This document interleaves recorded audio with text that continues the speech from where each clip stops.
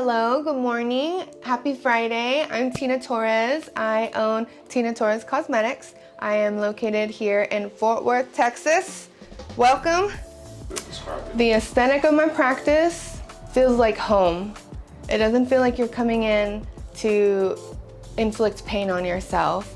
It feels like you're coming to home and you're restoring yourself and you leave feeling a little bit better. So I feel like you look at me.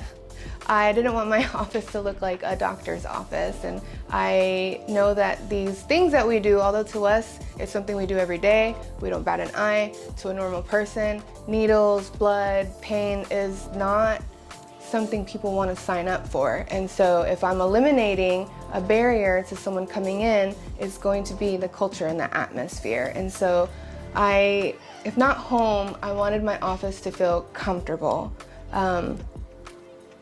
That way everyone just feels, it's a little less anxiety, one thing to think about instead of white rooms, and which is nothing wrong with white and minimalist. But well, you have to think, people who have tattoos willingly modify themselves. And a fear that I feel like people have, especially if there's just not enough, people are afraid of the unknown.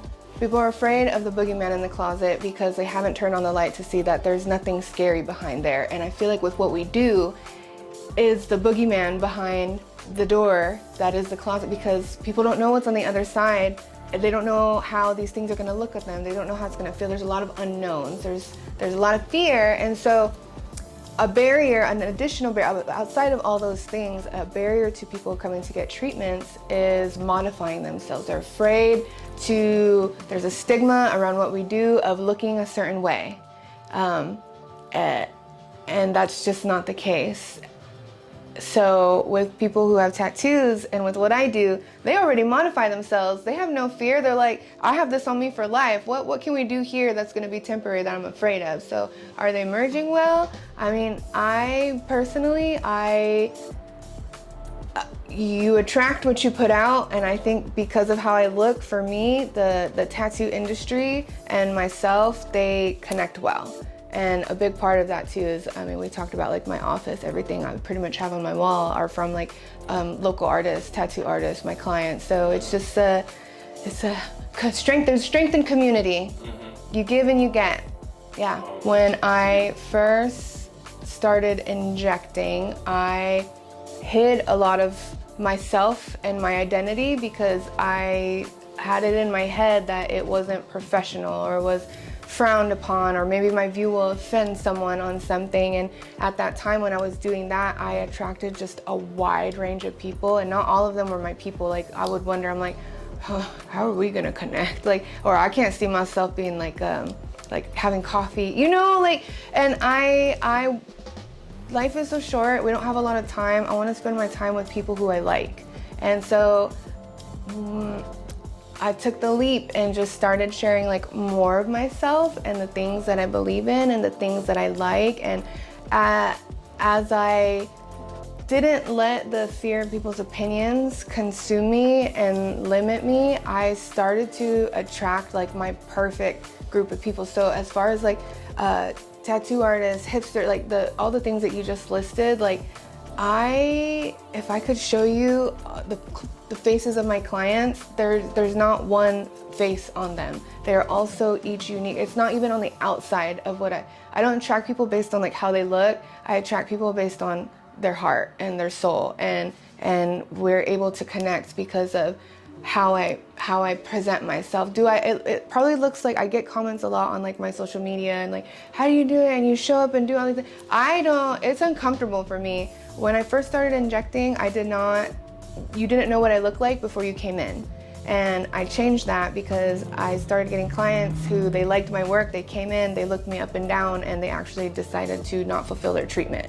And they would each person that sits in my chair, this doesn't feel exhausting, because there's some days where, well, like if you have to interact with someone that you're not excited to interact with, that drains your battery quicker than having 10 interactions with 10 people that you enjoy being around. And now today, because of the clients that I have, like I actually feel like I can see myself. I always ask myself, can I see myself having coffee with this person? Like I feel like I'll go home and be like, I feel like I could be friends with my clients. And I don't know what my point is with telling you that, but no, just it's important to show up as yourself so you get the people who, birds of a feather flock together. I like that. Birds of a feather. What's your favorite treatment? My favorite treatment, it's not even injectables. It's no, okay, wait. I love injectables. Right now, I'm really hooked on microneedling. Microneedling is my favorite, just because it's instantly satisfying. Once my skin's never been so glassy until I did microneedling. As far as injectables though, what do I enjoy? I know everyone probably says this, pan-facial rejuvenation. And there's nothing like treating the face as a whole. You don't want to just paint a part of your car or your boat or your house. You want to make it all cohesive. You want it to all harmonize and make sense. You don't just put a flower in, like, you know, like we're selective with the things and the environments we put ourselves in, but we're not like that yet with our faces. And that's just from a lack of awareness and knowledge. But I like to, because man, when you mix all those ingredients, when you're baking cookies, you throw the chocolate chips in there, you got your dough, you put some sugar, some salt flakes on top, it works better all together. And so does the face. And I just want to bake the perfect cookie. Yeah, so. Yeah. Let's talk about men. Men, let's go. Men in the aesthetic industry. Yeah. As far as like your clients, would you say that you get, how would you divide? Like 60-40, 30-70, as far as like men versus women? 30-70. 30-70. Before it was like 5%, 95%. But slowly, I mean, if you, again, awareness. Because my guys are usually shy, so they're usually not wanting to be like recorded, so I don't get to share their experiences all the time. But when I do, as soon as I share one experience, and like, I remember someone came in because they saw my husband get Botox and I posted about it. They didn't know he was my husband at the time, but they were like, I saw a guy that you posted on TikTok. He found me, this kid found me from TikTok. He was like, my forehead looks like his forehead. I didn't know that you could do something for that, and so that's why I'm here. And he was like 26, and he was like, I just thought I had to live like that. And I was like, I got you. So each time I share a man, another man feels empowered to get it done. Especially like a lot of the guys that I actually do inject are covered in tattoos. Even if they're not, they're like your business professionals. But when I feel like because I don't know what the barrier is to men doing this. I think, again, another stigma is that just this is feminine, or this is something women do, but like guys don't really, and then when they do it the first time and they're like, wow, I don't feel like I look tired. Like that's the part. Like my husband, his thing is, when I asked him, I was like, why do you still keep getting Botox after we did it the first time? Before I had to convince him to do it to help him with his acne, his pores, his skin texture. But then he was like, no, you know what? I am interacting with a lot of decision makers on the daily, and I want to feel good and not be worried about anything that's here. And if this is one thing that I have to do to walk into a room more confident, that's why I'm doing it. So for men, the only barrier is you. Yeah, so. I have a question. Yeah. Do you feel like the way that you look makes it easier for the men to feel more comfortable? Like you said, like there's some men who are heavily tatted. Yeah. So do you feel like that helps them feel a little bit more comfortable or confident to want to come to you to get treated? That's a good question. I've never asked them that. That's a good question to ask though. I'm not sure.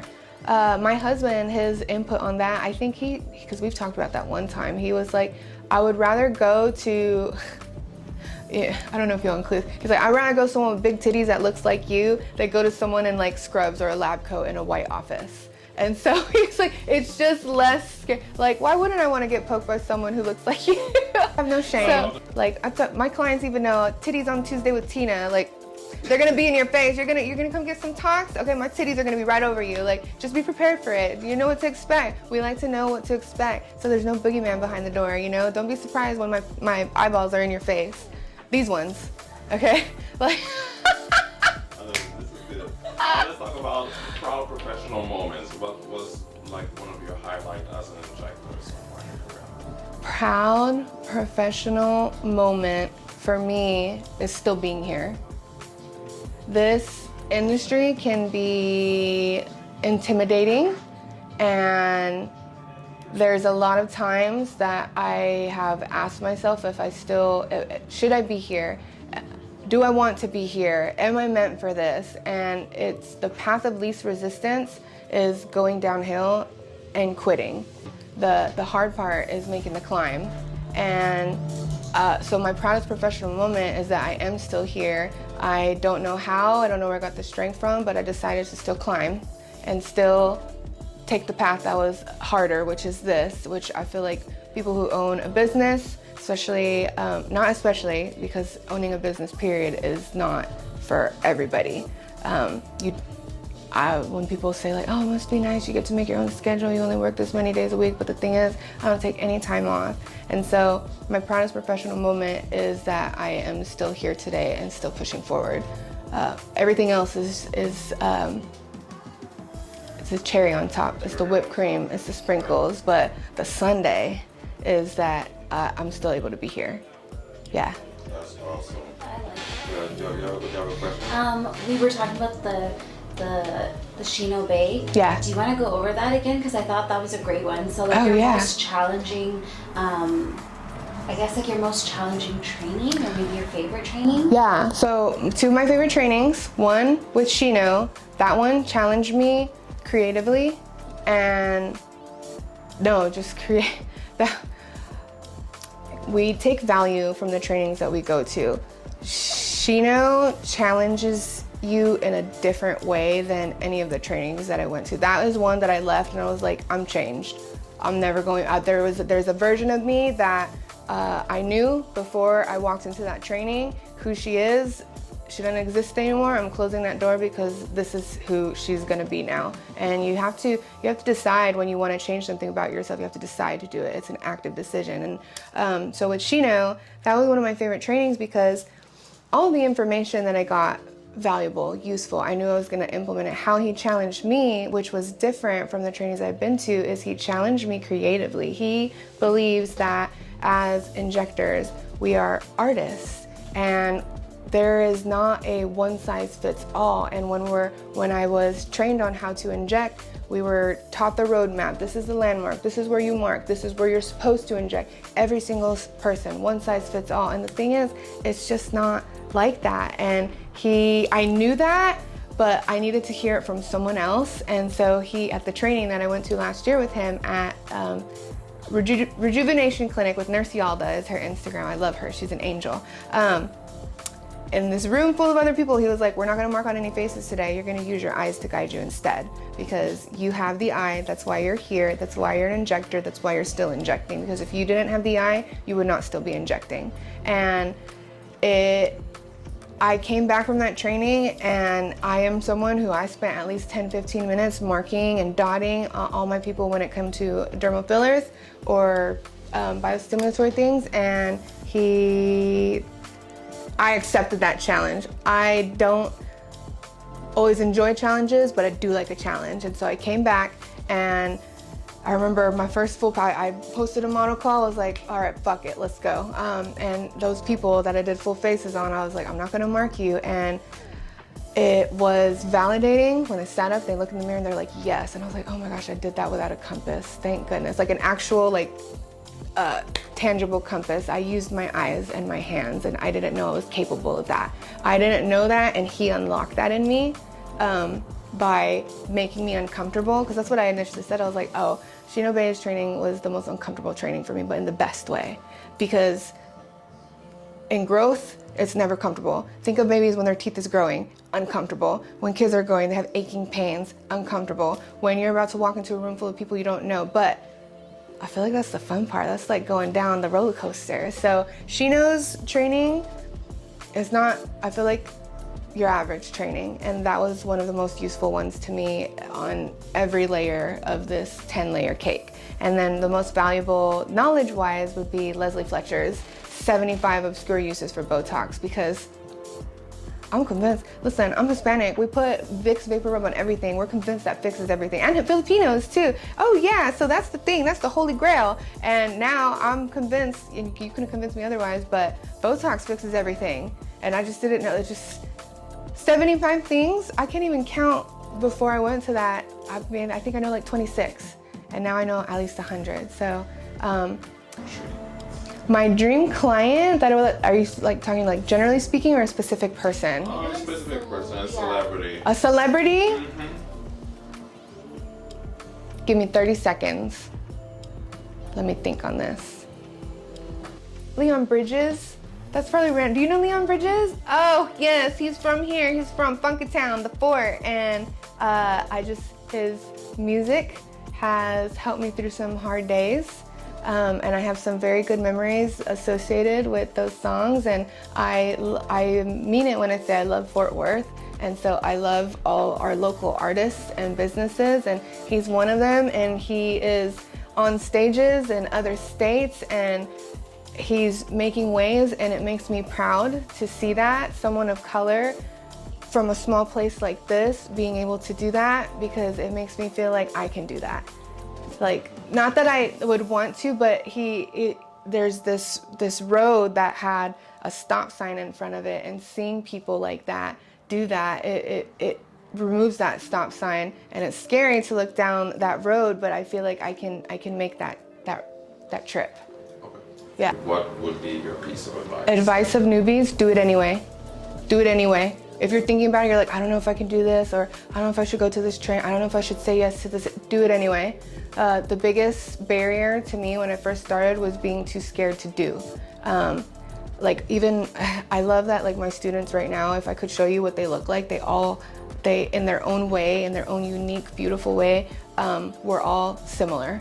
And I like that a lot of my students look like me because they're like, you make me feel like I can, again, it's empowering to see someone like yourself out there. Like, I remember growing up, I would see people in magazines, on TV, and none of them looked like me. And then we started seeing a wide range. So my advice for newbies is do it anyway. Yes, you can. If you need permission from someone other than yourself, do it. Yeah, just take the leap, see what's on the other side. You'll decide if you like it or not, whether whatever you're saying yes to is. You'll know if, okay, dinners, socializing, networking that way, it's not for me. Do it anyway, at least the one time, and then know that you don't enjoy that and find another way to network. Yeah.